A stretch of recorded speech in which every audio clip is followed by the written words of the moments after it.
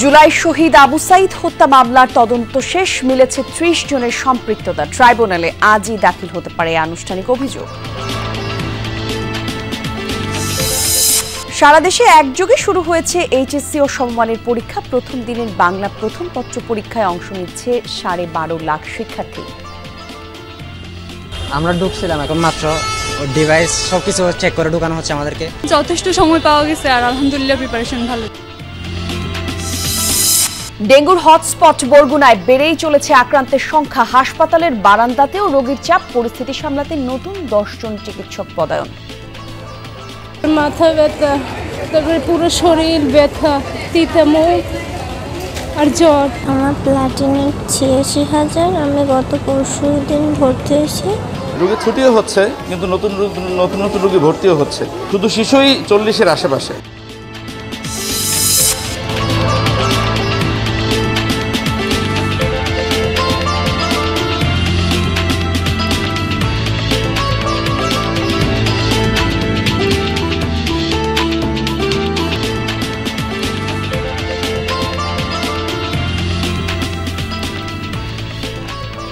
আমন্ত্রণ সংবাদ সারা দেশে আপনাদের সাথে আমি জান্নাতুল কুলি আছি। শিরোনাম দেখছিলেন, জানাবো বিস্তারিত।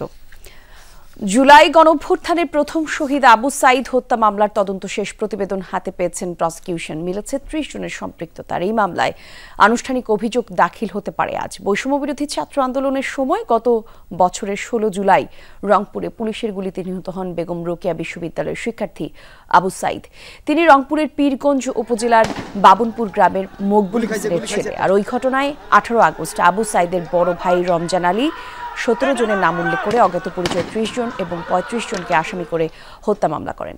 এছাড়া গত 13 জানুয়ারি সাইদের পরিবার 25 জনের বিরুদ্ধে আন্তর্জাতিক অপরাধ ট্রাইব্যুনালে অভিযোগ দায়ের করেন। আর এই মামলায় বেগম রোকেয়া বিশ্ববিদ্যালয় ওই সময় প্রক্টর শরফুল ইসলাম আবু সাইদকে সরাসরি গুলি করে পুলিশের 2 সদস্য এসআই আমির হোসেন এবং কনস্টেবল সুজন চন্দ্র রায় এবং বেগম রোকেয়া বিশ্ববিদ্যালয়ের ছাত্রলীগের ওই সময় সাধারণ সম্পাদক ইমরান চৌধুরী আকাশ কারাগারে আছেন।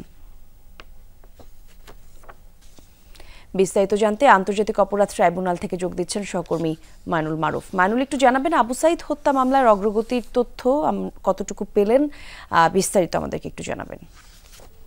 আবু সাইদ হত্যা মামলার যে ট্রাইব্যুনালে যে অভিযোগ দায়ের করা হয়েছিল সেই অভিযোগের প্রেক্ষিতে গত কয়েকদিন আগেই কিন্তু আমাদেরকে জানানো হয়েছিল যে 1 সপ্তাহের মধ্যে তদন্ত প্রতিবেদন প্রসিকিউশনের হাতে আসবে এবং সেই অনুযায়ী কিন্তু আমরা দেখলাম গত 15 তারিখ মূলত এটি জানানো হয়েছিল এবং ট্রাইব্যুনালে আবেদন করা হয়েছিল যেন 1 মাসের মধ্যে এটি দাখিল করা হয় এবং তার আগেই কিন্তু দাখিল হয়ে গিয়েছে এবং গতকালই কিন্তু আবু সাইদ হত্যা মামলার যে তদন্ত প্রতিবেদন তার তদন্ত সংস্থা প্রসিকিউশনের কাছে জমা দিয়েছেন এবং আজ কিন্তু সেই তদন্ত প্রতিবেদন আদালতে দাখিল করার কথা রয়েছে। যদি হয় তাহলে হয়তো পরবর্তীতে কি নির্দেশনা আদালত দিল বা ট্রাইব্যুনাল দিল তা আমরা আপনার মাধ্যমে জানিয়ে দেবো। তবে জানিয়ে রাখি যে এই আবু সাইদ হত্যা মামলার যে আসামিরা রয়েছেন তাদের মধ্যে যে 2 জন পুলিশ কর্মকর্তা রয়েছেন এবং রোকেয়া বিশ্ববিদ্যালয়ের সে 1 জন কর্মকর্তা রয়েছেন এবং ছাত্রলীগের কয়েকজন নেতা সহ মোট 30 জনকে কিন্তু অভিযুক্ত করা হয়েছে এবং তাদের নিয়ে কিন্তু তাদের যে বিরুদ্ধে সুনির্দিষ্ট তথ্য প্রমাণ নিয়েই কিন্তু তদন্ত সংস্থা তদন্ত প্রতিবেদন জমা দিয়েছে প্রসিকিউশনের কাছে এবং প্রসিকিউশন এইটি আজ বা যেদিনই হোক আজ যদি দাখিল করেন তাহলে হয়তো আজই আমরা জানতে পারবো যে বাকি মামলার তথ্যে কী কী আছে। এছাড়া যদি আমি বলি এটি কিন্তু এই নিয়ে মোট 4র্থ তদন্ত প্রতিবেদন প্রসিকিউশনের কাছে এলো। তারা এর আগে কিন্তু 2টি মামলা আমরা দেখেছি ফর্মাল চার্জ কিন্তু দাখিল করা হয়েছে এবং সেগুলো কিন্তু অভিযোগ গঠনের শুনানির পর্যায়ে রয়েছে। এই সকল মামলা কিন্তু আমরা দেখেছি যে সরকারি উচ্চপদস্থ যে সকল কর্মকর্তা রয়েছেন তাদেরকে আলাদা মামলা আসামি করা হয়েছে মানবতা বিরোধী মামলায়, যেখানে শেখ হাসিনা সহ অন্যান্যরা রয়েছেন এবং তাদেরকে কিন্তু এই মামলায় যদি বলি যে 30 জন তারা কিন্তু এই 30 জনের বাহিরে রয়েছেন। তাদের সকল হত্যাকাণ্ডের অভিযুক্তেই কিন্তু সেই সকল ভিআইপিরা বা শেখ হাসিনা সহ অন্যরা যারা আছেন তারা কিন্তু অভিযুক্ত এবং আজ যাদেরকে অভিযুক্ত করা হয়েছে তাদের বিরুদ্ধে হয়তো আজ ট্রাইব্যুনালে কিছুক্ষণ পরেই প্রতিবেদন দাখিল হতে পারে। তখনও দর্শকদের আপনার মাধ্যমে আমরা আপডেট জানাবো। আপনাকে ধন্যবাদ মারুফ আমাদের সঙ্গে যুক্ত হওয়ার জন্য। আবু সাইদ হত্যা মামলায় সঠিক তদন্ত ও দ্রুত বিচারের দাবিতে রংপুর বেগম রোকেয়া বিশ্ববিদ্যালয়ের অবস্থান কর্মসূচি পালন করছেন শিক্ষার্থীরা। সকাল 11টায় ক্যাম্পাসের মিডিয়া চত্বরে সাধারণ শিক্ষার্থীদের ব্যানারে এই কর্মসূচির আয়োজন করা হয়। আর এই সময় শিক্ষার্থীরা অভিযোগ করেন, ঢাকায় বসে আবু সাইদ হত্যা মামলার তদন্ত করায় প্রকৃত সত্য উন্মোচন হচ্ছে না। মামলায় জড়িতদের গ্রেফতার না করে অযথাই দেরি করা হচ্ছে। আবু সাইদ হত্যায় জড়িতদের দ্রুত বিচার এবং সর্বোচ্চ শাস্তির দাবি জানিয়েছেন শিক্ষার্থীরা।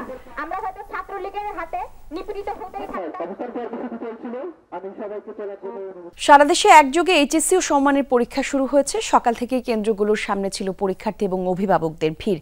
10টায় বাংলা প্রথম পত্রের মাধ্যমে শুরু হওয়া পরীক্ষা চলবে দুপুর 1টা পর্যন্ত। যশোর শিক্ষা বোর্ডের অধীনে এবছর 575টি কলেজ থেকে পরীক্ষায় অংশ নিচ্ছে 1,16,317 জন শিক্ষার্থী, যা গত বছরের তুলনায় 6,194 জন কম। রাজশাহী শিক্ষা বোর্ডে গত বছরের তুলনায় এবার পরীক্ষার্থী কমেছে 3,932 জন। গত বছরের এই বোর্ডে পরীক্ষার্থী ছিল 1,37,184 জন। এছাড়া সিলেট বোর্ডে এবার 322টি প্রতিষ্ঠানে 69,683 জন শিক্ষার্থী পরীক্ষায় অংশগ্রহণ করেছে। বরিশাল বোর্ডে পরীক্ষা দিচ্ছে 61,025 জন শিক্ষার্থী।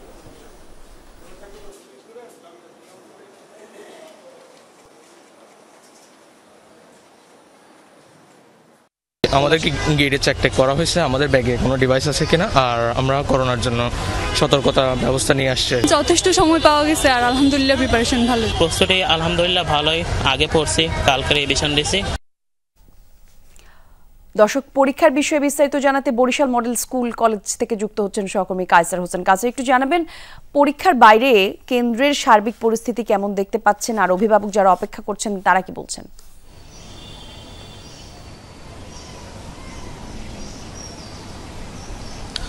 আমি রয়েছি অমৃতলাল দে মহাবিদ্যালয় কেন্দ্রে এবং এখানকার পরিবেশও অনেকটাই শান্ত দেখেছি।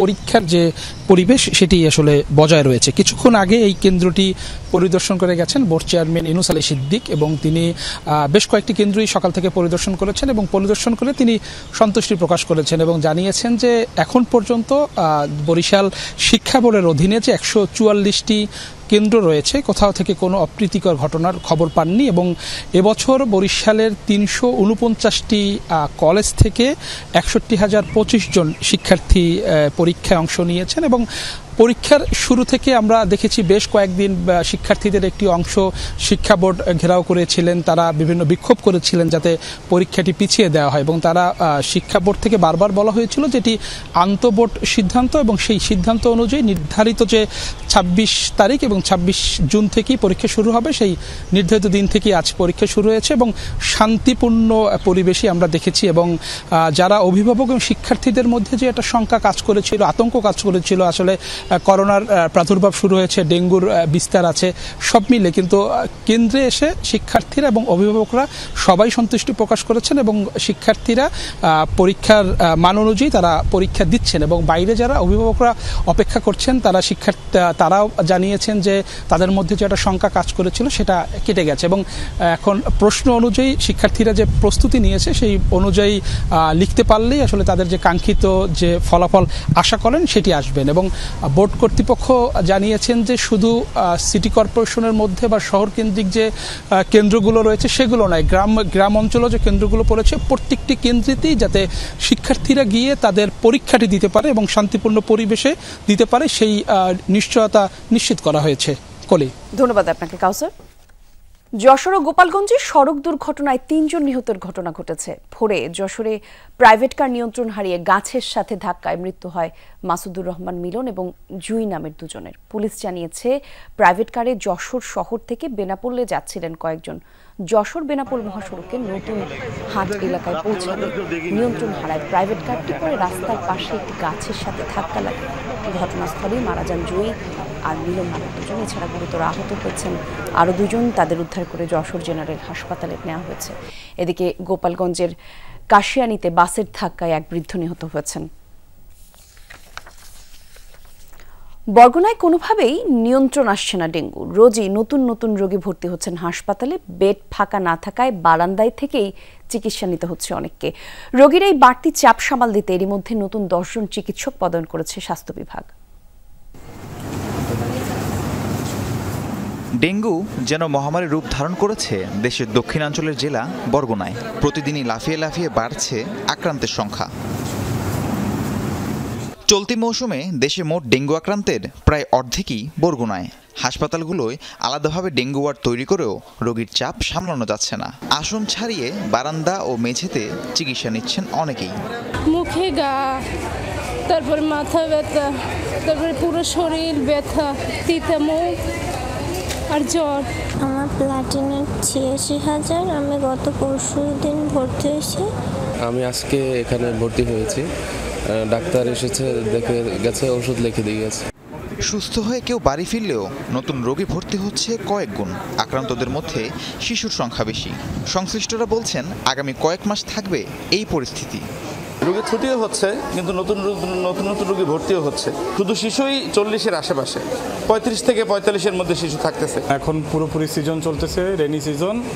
এইটা আরও 2 মাস থাকবে। মাঝে মাঝে 2-1 দিন কমবে, মাঝে মাঝে 2-1 দিন বাড়বে। খুব দ্রুত এটা কমার কোনো সম্ভাবনা দেখছি না। স্বাস্থ্য বিভাগ এরই মধ্যে বরগুনাকে ডেঙ্গুর হটস্পট হিসেবে ঘোষণা করেছে। রোগীর চাপ সামাল দিতে 10 জন চিকিৎসকও পদায়ন করা হয়েছে। 2 জন খালি এখন পর্যন্ত আসেন না, বাদ বাকি চলে আসছে। আর নার্স হচ্ছে 5 জন এখনও আসেননি। তো আমরা এখন আসলে ডাক্তার বা নার্স নিয়ে অত বদার করতেছি না। আমাদের যা ম্যান পাওয়ার অলরেডি পেয়ে গেছে, আমরা ওইটা দিয়ে খুব সুন্দরভাবে সামাল দেওয়া যাচ্ছে। এখন পর্যন্ত জেলায় ডেঙ্গুতে আক্রান্ত 2560 জন। মৃত্যুবরণ করেছেন 23 জন। রাহিম সারোয়ার, যমুনা নিউজ। 50 শয্যার হাসপাতালকে 100 শয্যায় উন্নীত করতে 27 কোটি টাকা ব্যয়ে নির্মাণ করা হয় নতুন ভবন। অথচ প্রায় 2 বছর হলো অব্যবহৃত পড়ে আছে ভবনটি। অন্যদিকে পুরনো ভবনের শয্যা সংকটে চরম ভোগান্তি পোহাতে হচ্ছে রোগীদের। নানা সংকটে জর্জরিত ঝিনাইদহের কোটচাঁদপুর স্বাস্থ্য কমপ্লেক্সের চিকিৎসা সেবা নিয়ে ক্ষুব্ধ রোগী এবং স্বজনরা। ঝিনাইদহের কোটচাঁদপুর উপজেলা স্বাস্থ্য কমপ্লেক্সের দৃষ্টিনন্দন 5 তলা ভবন। সরকারি হাসপাতালটি 50 থেকে 100 শয্যায় উন্নীত করতে 2023 সালের অক্টোবরে বেশ ঘটা করে নতুন অবকাঠামো উদ্বোধন করেন সাবেক স্বাস্থ্যমন্ত্রী জাহিদ মালেক। 2 বছর হতে চললেও এখনো কাজে লাগানো যায়নি 27 কোটি টাকার ভবনটি। পড়ে আছে অযত্ন অবহেলায়, চুরি হয়েছে অনেক আসবাবও। অথচ পাশেই পুরনো ভবনে শয্যা সংকটে মেঝেতে ঠাঁই নিয়ে চিকিৎসা নিতে হচ্ছে রোগীদের। বহির্বিভাগেও ভিড় থাকে সবসময়। বসার জায়গা সংকট সহ নানা সমস্যায় ভোগান্তি পোহাতে হয় রোগী ও স্বজনদের। ঠিকমতো সেবা পাইনি। এখানকার পরিবেশগুলো খুবই খারাপ, এত নোংরা পরিবেশ। আমরা অসুস্থ হয়ে এমনি এইখানে আসি, আবার যদি এখানে এসে নোংরা পরিবেশে থেকে যদি আরও অসুস্থ হয়ে যায় তাহলে আমরা যাবো কোথায়? বেড আছে, সব আছে, অথচ ডাক্তার নেই। ডাক্তার কম, কোনো ডাক্তারের অবহেলা, কোনো ঠিক মতন ট্রিটমেন্ট আসেও না কাছে। কাগজ কলমে হাসপাতালটি 100 শয্যার হলেও নিয়োগ হয়নি সেই অনুযায়ী জনবল। উল্টো 50 শয্যার হাসপাতালে যে জনবল থাকার কথা তাও নেই। 19 জন চিকিৎসকের জায়গায় আছেন মাত্র 5 জন। ফলে অনেক রোগীকেই রেফার করা হয় সদর সহ অন্য হাসপাতালে। মানুষ ক্লিনিকের দিকে দৌড়ায়, কিন্তু যদি সরকারি হসপিটাল প্রতিষ্ঠানগুলো যদি ডেভেলপ হতো তাহলে রোগী সুযোগ সুবিধাটা ভালো পেত আর কি। 100 বিশিষ্ট সদর হাসপাতাল চালু হলে এখানে এলাকাবাসী রোগীর অনেক সেবা বাড়তো। 50 শয্যা বিশিষ্ট হাসপাতালে যে সার্ভিসগুলো নাই। আমাদের এই পুরনো হসপিটালটা যেটা আগে যেটা ছিল ওখানেই ডাক্তার নেই, এজন্য আগে ডাক্তার দরকার এখানে।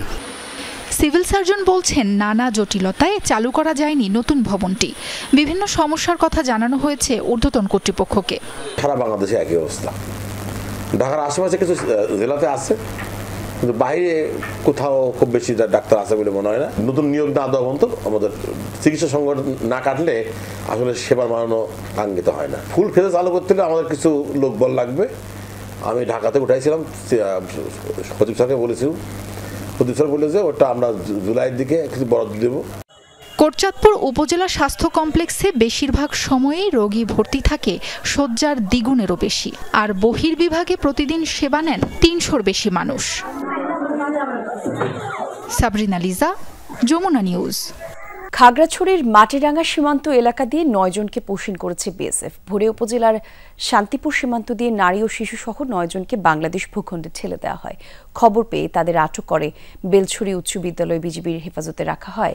বিষয়টি নিশ্চিত করেছে মাটিরাঙ্গা উপজেলা নির্বাহী কর্মকর্তা মঞ্জুর আলম। আর তথ্য যাচাই বাছাই শেষে তাদের বিষয়ে সিদ্ধান্ত নেওয়া হবে জানিয়েছেন তিনি। এর আগে গেল 19 জুন মাটিরাঙ্গার তাইদংয়ের তানাঙ্কাপাড়া এলাকায় সীমান্ত দিয়ে 13 জনকে পোষণ করেছিল বিএসএফ। নোয়াখালীর হাতিয়ায় একটি বাড়ির পুকুরে কুমিরের দেখা মিলেছে, আর এই নিয়ে এলাকায় ব্যাপক চাঞ্চল্য সৃষ্টি হয়েছে। উপজেলার চরকৈলাস গ্রামের একটি পুকুরে গতকাল বিকেলে প্রথম কুমিরটি দেখা যায়। স্থানীয়রা জানিয়েছে 4 দিন আগে গ্রামে এক ফেরিওয়ালার বাড়ির পাশে কুমিরটি দেখতে পাওয়া যায়, আর সেই বাড়ির বাসিন্দারা তাড়া করলে পালিয়ে যায় কুমিরটি। এরপর গতকাল বিকেলে আমজাদ মজিদ মিয়ার বাড়ির পুকুরে কুমিরটি ভাসতে দেখা যায়। খবর পেয়ে কুমিরকে এক নজরে দেখতে ভিড় জমায় গ্রামবাসী, আর এই বিষয়ে ব্যবস্থা নিতে বন বিভাগকে জানিয়েছে প্রশাসন। আর এই ছিল সংবাদ সারাদেশের এখনকার আয়োজনে। এতক্ষণ সঙ্গে ছিলেন যারা, ধন্যবাদ সবাইকে।